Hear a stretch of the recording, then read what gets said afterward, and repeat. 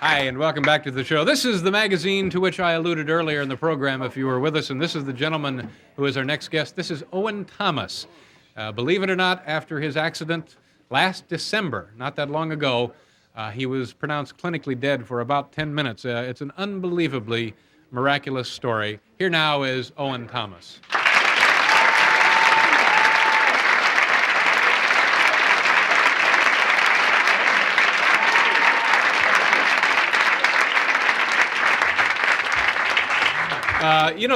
We talked about this, and by the way, does it bother you that I was sort of joking around with the fact No, it's fun. I joke around myself every day. Do you really? Sure. That's the only way to go through life now is, Yeah. you get it going. The thing that I find hard to believe is, it's the end of February, and this happened when? December 16th, around 4, I think it was 4 o'clock in the afternoon. So 3 months after you were actually dead, you're here on a talk show. I had talk shows. I was at a bar the other day, You were in a bar the other day? Yeah, celebrate my brother's birthday. He just turned 20.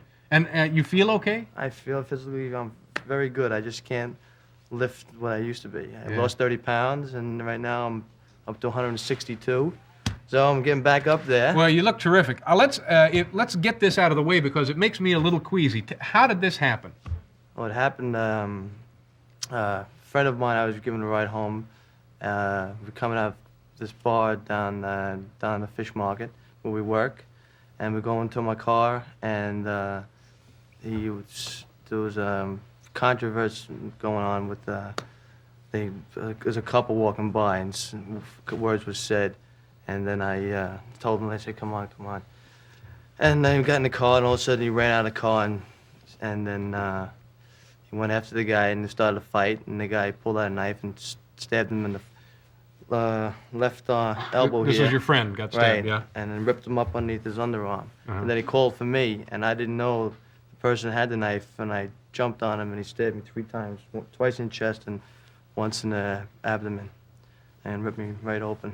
And then I just fell to the floor, and if it wasn't for the 3 foremen there, I wouldn't be here today. Mm-hmm. Is that pretty much the last thing you remember was going to help your friend? And I don't remember anything. Uh-huh. This is just from what I've gotten from my brother and the people who were there to tell me about it. I'd lost a whole week. Yeah. I don't remember anything. Have you read this article, by the way? Yes, I read it several times over. I couldn't believe it myself. The article, it's full of fascinating medical detail, but to make a long story short, by the time they got you to the hospital, you were dead. I was dead. I had no blood in my body. No blood in your body. Right. None. I had blood to death already. Dr. Valdez had made an incision underneath my left underarm, and he noticed when he cut the artery here that no blood had come out, and he said, oh man, this kid's in bad shape. Yeah. So That's for you kids wanting a career in medicine, no blood means trouble. But that was, your brain had stopped functioning for... it was, no, everything, I had a slight pulse when I went in, so it was just very, very, very slight. Uh-huh. Then all of a sudden that was it. Then I really started getting going. Dr. Valdez opened my chest open, and Dr. Haga was doing my abdomen, and Dr. Valdez, no sterilization or anything, just had to get me going, open my chest up, spread my ribs, and put his 2 hands in and started giving me a heart massage while the rest of the medical staff was pumping blood into my veins. They sliced my arteries down here and in my groin, and I just had to get blood going. Yeah. I didn't feel a thing, so it didn't bother me. No. But according to the article, the thing that amazed me about this circumstance, you were admitted to an emergency room. Right. They noticed that you were you're just lucky that somebody said, put him in the corner. We have people who are still alive to deal with. Yes, that's what I'm amazed about, Yeah. My mother's a nurse, and we've talked about this quite often. I didn't expect this to ever happen to me. Okay. And let me ask you the question that, of course, I guess everybody wants to know. What was it like being dead? well, I don't remember. The only thing I remember was when I woke up and I had told my sister, it was a couple of days after the thing had happened, that I saw my older brother Chris, who had passed away. And she said, well, what was it like? I said, it was dark, and all of a sudden it was warm. I got a nice warm feeling around me, and then I heard his voice, and then he's just two hands, just no face or anything. That's what I'm mad about. I didn't get to see him, you know. But you sensed the presence of your brother. And, yeah, and he put his hands on my shoulder and he pushed me back. I don't know where I was going. You know, I could have been down there or up there. I don't know where I was.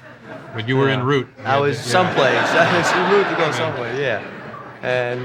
And then I woke up and I had told my sister, and the doctors all came in because I had awakened. My mother, my father, my brothers, and all my friends were all over there. If it wasn't for them, they were great. They were great to me. So the time passed much as if you had been asleep, right? I mean, I was sedated quite often, so it was real good. But you know, these are some of the people. These are all my nurses and doctors, right here. These are people that helped me first. This is Dr. Valdez, who is a great man, and Dr. Hagab in the back, and here's my heart surgeon, Dr. Z, and everybody else. Fantastic people right there. You want to mention the names of the guys who got you into the car and took you to the hospital? Oh, yeah, Dominic DeMarco, this young man, is my age, 22. He was the first one on the scene. He had ran in and he noticed my belly was open, so he stuck towels in there, and then Ben, excuse me, Ben, I forget your last name.